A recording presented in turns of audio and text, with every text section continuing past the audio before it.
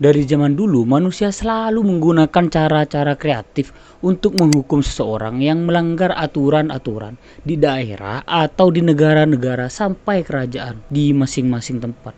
Dari hal kreatif itu, manusia selalu mengembangkan metode hukuman atau penyiksaan yang aneh dan ada yang tragis. Di sini kita bakalan membahas hukuman penyiksaan dan eksekusi yang aneh dan tragis di zaman dulu. Yang kita tahu dari zaman dulu, sejak berakhirnya zaman jahiliyah, di setiap negara atau kerajaan selalu ada hukum dan aturan yang berlaku melindungi dan mentertibkan aktivitas hari-hari kita. Ya, gunanya untuk menghukum bagi siapa saja yang melanggar aturan yang berlaku, yang tertulis maupun tidak tertulis. Emang kalau zaman jahiliyah kenapa, Bang? Zaman jahiliyah ini sebutan bagi kaum Quraisy, kaum jahiliyah yang artinya itu kaum bodoh. Bodoh di sini bukan nakal ya, tapi lebih ke tidak menggunakan akalnya untuk berpikir rasional. Ia disebut bodoh karena tidak mampu menggunakan akal atau pikirannya. Diajari apa-apa tidak nyambung, diberi sesuatu menolak, diberi nasihat tidak mau mendengarkan, sesuatu yang penting dianggap tidak ada guna, dan sebaliknya, sesuatu yang tidak ada gunanya dianggap penting.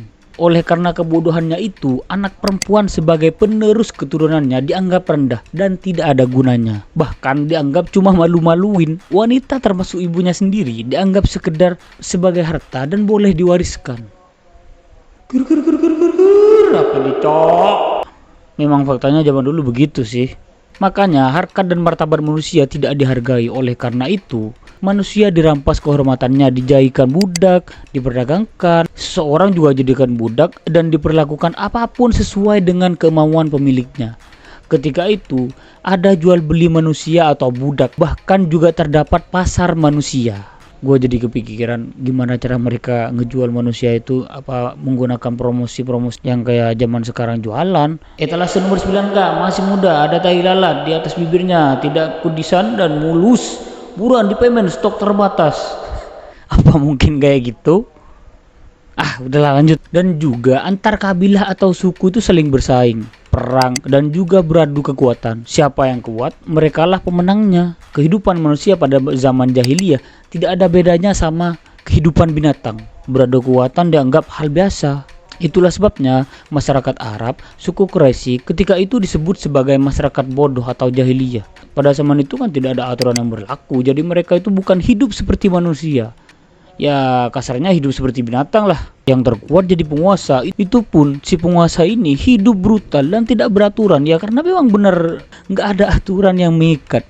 Dan kasta perempuan itu sangat rendah di mata mereka itu. Tapi yang kita mau bahas bukan sejarah zaman jahiliyah, tapi beberapa hukuman atau penyiksaan yang sadis dan tragis. Kan tadi gue ceritain perilaku manusia sebelum ada aturan atau hukum yang mengikat. Bisa terbilang brutal banget ya. Tapi setelah adanya aturan dan hukum yang tertulis maupun tidak, tapi tetap aja nih manusia masih melakukan hal yang tidak manusiawi. Kenapa gua ngomong gak manusiawi? Karena eksekusi mati aja masih merasakan sakit yang bertubi-tubi. Ya memang agar memberikan efek jerah sih kepada orang-orang untuk tidak melakukan hal yang melanggar hukum. Tapi kalau cara mereka menghukum dan melakukan hal yang tidak manusiawi ya lebih kejam dan sadis.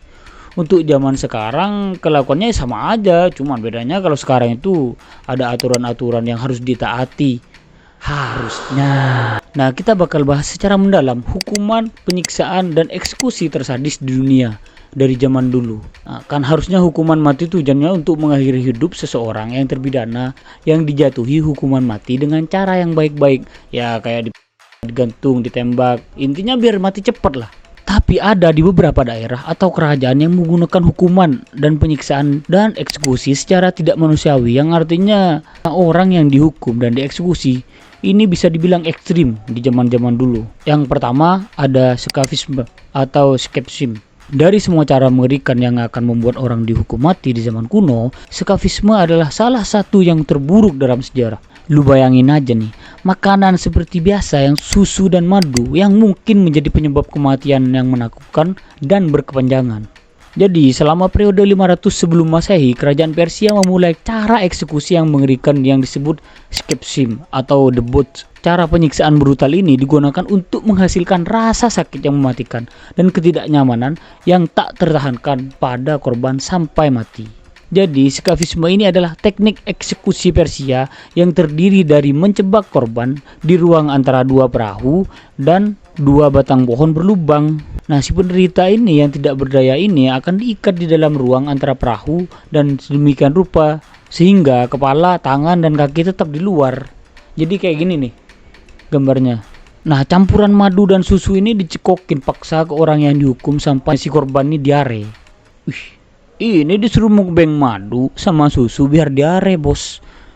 Ini yang menyebabkan kematian, bos. Disuruh mukbang malah mati. Selain itu, korban akan dipaksa muntah dan mengoleskan campuran tersebut ke seluruh wajah dan dada dan kaki. Orang itu kemudian ditinggalkan di bawah sinar matahari atau dibawa ke rawa. Dalam beberapa jam, kawanan serang ini akan berkumpul di sekitar mereka dan mengelilingi di sekitar wajah mereka dan menyengat mata, hidung, dan mulut mereka. Lalat dan tikus akan muncul dan mulai menyerang mereka. Makanan campuran susu dan madu yang dimuntahkan. Lebih parahnya lagi, tambahan susu dan madu itu disiramkan ke bagian tubuh yang lembut atau lunak, terutama anus dan alat kelamin. Serangga lain akan mulai menggigit bagian lunak ini. Nah, setelah beberapa hari, luka-luka ini akan mengeluarkan nanah. Jadi makin menarik serangga lain untuk datang. Habis itu, di dalam tubuh korban kan jadi terinfeksi dan menimbulkan belatung. Belatung itu akan mulai memakan daging dan membawa lebih banyak penyakit ke dalam tubuh orang ini. Setelah itu, serangga dan hama lainnya ini akan naik ke dalam tubuh dan mulai memakan organ secara internal. Korban ini akhirnya akan menyerah pada kematian yang lambat dan menyakitkan yang disebabkan oleh beberapa gigitan dan luka menular. Kadang bagian organ ini akan keluar dari tubuh melalui lubang kulit. Biar makin lama sakit dari kematian mereka, susu dan madu ini disiramkan berulang kali ke tubuh korban dan sebagian dituangkan ke dalam mulut biar matinya si penderita ini makin lama. Jadi yang awalnya bisa mati kelaparan dan kehausan nggak jadi. Karena dicukokin susu dan madu. Ya gunanya biar korban makin merasa kesakitan dalam waktu yang lama dan bertubi-tubi. Kalau kejahatannya parah, para penjaga ini bakalan terus nyekokin susu dan madu setiap harinya. Ya intinya dari hukuman ini biar si korban ini merasakan sakit terus menerus. Dan kasus skafisme yang paling terkenal yaitu eksekusi Mithridates. Dia seorang prajurit Persia muda di pasukan Raja Artasasta II. Dia diduga membunuh Cyrus, adik dari Raja Artaxerxes II pada 404 sebelum Masehi. Jadi, Raja Persia Darius II punya dua anak, yaitu Artaxerxes dan Cyrus. Dan pas Darius II ini meninggal, raja digantikan oleh Artaxerxes. Artaxerxes ini adalah yang tertua dan mengambil peran sebagai raja, tapi Cyrus ini menginginkan kekuasaan. Jadi dia ini menentang saudaranya Artaxerxes pada 401 sebelum Masehi. Dan perang terjadi antara dua saudara di pertempuran Cunaksa. Dan anak panah dari Mithridates secara tidak sengaja mengenai Cyrus di medan perang dan membuat Cyrus mati. Artaxerxes berjanji akan memberi hadiah kepada prajurit Mithridates, tapi dengan satu syarat. Semua orang harus mengira itu adalah Raja Artaxerxes II yang membunuh Cyrus biar bisa mengamankan kekuasaannya. Nah, kemudian Mithridates ini lupa perjanjian bersejarah itu di sebuah perjamuan. Mithridates ini keceplosan dan ngomong bahwasanya dialah yang membunuh Cyrus. Jadi Raja Artaxerxes diberitahu tentang hal ini dan dia menghukum Mithridates dengan menghukum mati. Dan dia dihukum mati menggunakan metode skafisme karena dianggap pengkhianatan. Nah, kalau menurut Plutarch, seorang penulis esai, filsuf, dan penulis biografi Yunani kuno, dalam bukunya bahwa Mithridates telah selamat dari penyiksaan yang mengerikan ini selama 17 hari penuh sampai akhirnya dia meninggal karena infeksi. Sakit nih orang-orang dulu, sumpah. Gak nyangka loh, padahal madu dan susu yang bisa jadi metode eksekusi dan paling tragis. Two boats of equal size were put on top of each other and nailed together. It kind of made a floating coffin. Holes were made in the boats so that the prisoner could be fastened in them with his hands, feet, and head sticking out. So far, so good. He was floating and his head was protruding. He was getting rather. Dan ada hukuman yang ngeri lainnya, yaitu ada yang namanya brazen bull. Seperti namanya, brazen bull, yang artinya banteng perunggu. Brazen bull ini dibuat menggunakan perunggu yang besarnya sama seperti banteng aslinya. Bukan banteng yang mirip di bendera itu ya. Ini maksudnya banteng yang mirip dengan aslinya yang hidup gitu. Kalau menurut di arkeologis, brazen bull ini dikenal sebagai banteng Sisilia. yaitu salah satu alat penyiksaan paling brutal dan menakutkan dan terdokumentasi dengan baik dari zaman kuno. Pada zaman sosiopolitik Yunani kuno, brazen bull ini dirancang sebagai bukti bahwa kecerdikan manusia dalam menciptakan bentuk-bentuk baru kekejaman dan hukuman. Brazen bull ini diciptakan oleh Perilos dari Athena, seorang pekerja perunggu pada abad ke-6 sebelum Masehi, dan diperkenalkan kepada Palaris tiran Arkagas di sebuah kota Yunani di Sisilia. Desain ini merupakan karya seni kuno yang luar biasa. Seekor banteng seukuran aslinya yang semuanya terbuat dari perunggu dengan pintu di samping dan gunanya untuk memasukkan korban ke perunggu banteng. Dan dirancang sedemikian rupa. Nah, kalau apinya dinyalain di bawahnya ini, banteng akan memanas perlahan, memanggang orang yang ada di dalamnya secara hidup-hidup. Alat ini juga memiliki alat akustik yang mengubah jeritan korban menjadi suara leguhan banteng. Nah, mulut banteng ini direkayasa sedemikian rupa dan berfungsi sebagai semacam sistem resonansi lah. Jadi tangisan yang keluar dari dalam brazen bull ini berubah menjadi lenguhan banteng yang marah dan memberikan tontonan sonik yang ironis. Lu bayangin aja bos, kita kena wajan dikit aja pas lagi goreng telur tuh, panasnya minta ampun. Apalagi ini yang dipanggang di bawah pakai perunggu yang panasnya perlahan. Tapi kalau udah panas, So how did one perish in a brazen bull? Well, it was certainly a thing conjured up by a creative yet sadistic imagination. It was said to be the same size of a bull, but shaped from bronze, with an opening where a man could enter the thing. A fire was then lit under the bull, and the man would slowly roast to death. Dan yang selanjutnya ada yang namanya water torture. Metode penyiksaan ini menggunakan tetesan air. Kalau kalian berpikir penyiksaan ini tidak mengerikan, kalian ini salah. Ya sebenarnya siapa sih yang mikir tetesan air menjadi alat penyiksaan? Kan nggak mungkin kayak gitu. Tapi ini berbeda, emang ini beneran tersiksa ini si korban ini. Kalau menurut Best Diplomat, hukuman ini berbeda dari bentuk penyiksaan fisik lainnya. Alat ini menggunakan tetesan air sebagai alat pereda nyeri. Korban biasanya ditahan berbaring atau duduk dengan kepala tidak bisa bergerak. Nah kayak gini nih.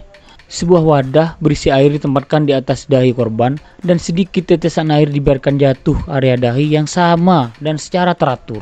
Meskipun tekniknya sederhana, hasil gabungan dari ini sangat mempengaruhi mental korban. Penyiksaan air ini berada di Tiongkok dan penyiksaan ini menimbulkan penderitaan psikologis yang parah.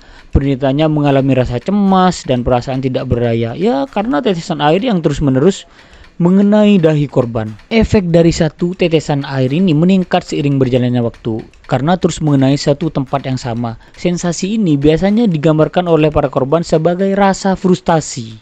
Karena meskipun awalnya tidak berbahaya, tetesan air itu mulai terasa seperti pukulan palu yang terus-menerus ke titik kecil yang sama di dahi. Penyiksaan air Tiongkok ini menyebabkan banyak tekanan psikologis karena jiwa korban berjuang melawan air yang monoton itu tadi menjadi ketakutan dan ketidakberdayaan. Salah satu ciri yang meresahkan dari penyiksaan semacam ini yaitu penurunan kondisi mental korban secara bertahap.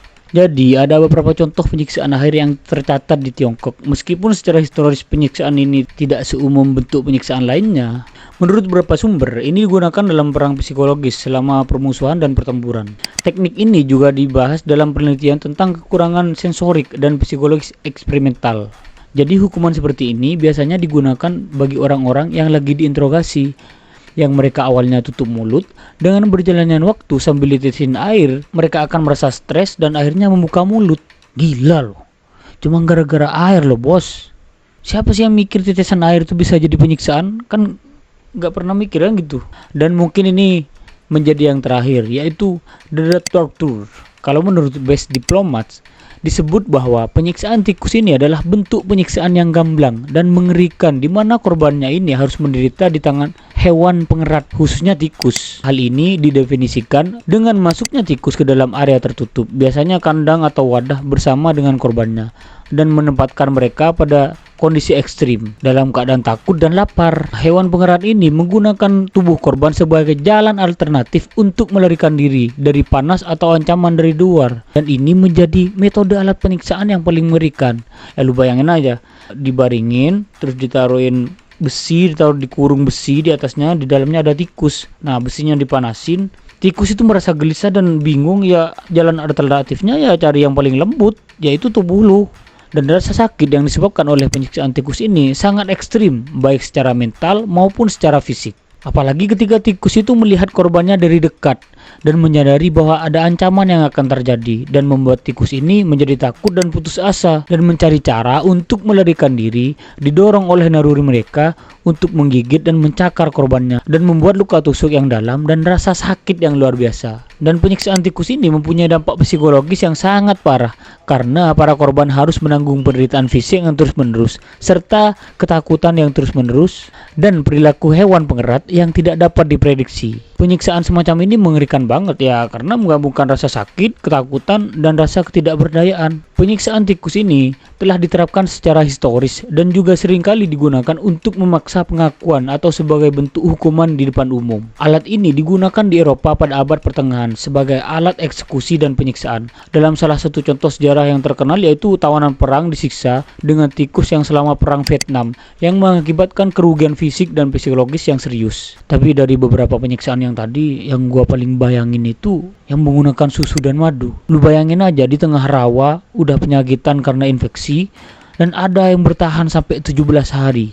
Bisa tahan sampai 17 hari itu ngeri banget, Cok. Ya, meskipun akhirnya mereka itu mati. Ya udah, sekian dari pembahasan kali ini. Kalau ada kesalahan dalam pembahasan gua di video ini, tulis di kolom komentar. Mari berdiskusi dan jangan lupa follow Instagram gua dan subscribe channel ini, bos.